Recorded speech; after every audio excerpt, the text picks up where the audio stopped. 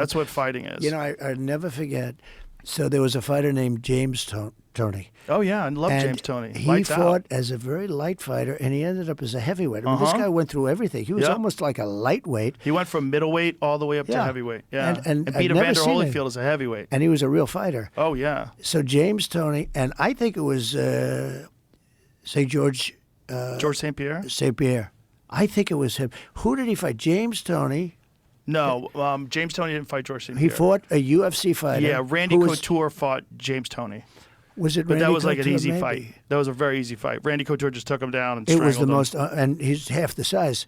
And he just, once he got to the ankles, in fact, the announcer said, "It's over." Yeah, and he put him to picked him, sleep. took him down, mounted him, strangled him. It was And pretty James, quick. he was, but he was talking big because he was much bigger. He was a pretty big guy. James just wanted to make some money in that You think fight. so? Yeah. But I never forgot it. I don't think he knew what it he was was doing. over very quickly, and he was lying, sleeping on the mat, and he was talking. You know, he was doing the Muhammad Ali stuff, but it didn't work out.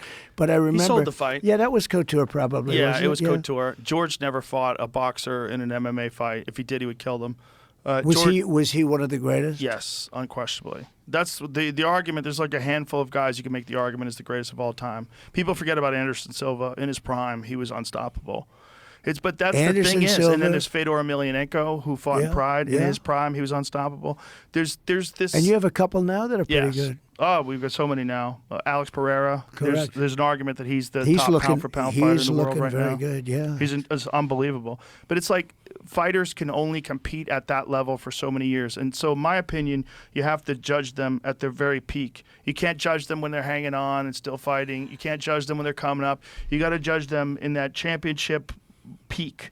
And that championship peak, there's a handful of guys that you would consider at the very top. If they stopped a little bit sooner, some of them would have had, I mean, there are a couple of that you just mentioned without mentioning names. If they stopped, they had the perfect, they were unbelievable. And then at a certain age, they start getting knocked out, right?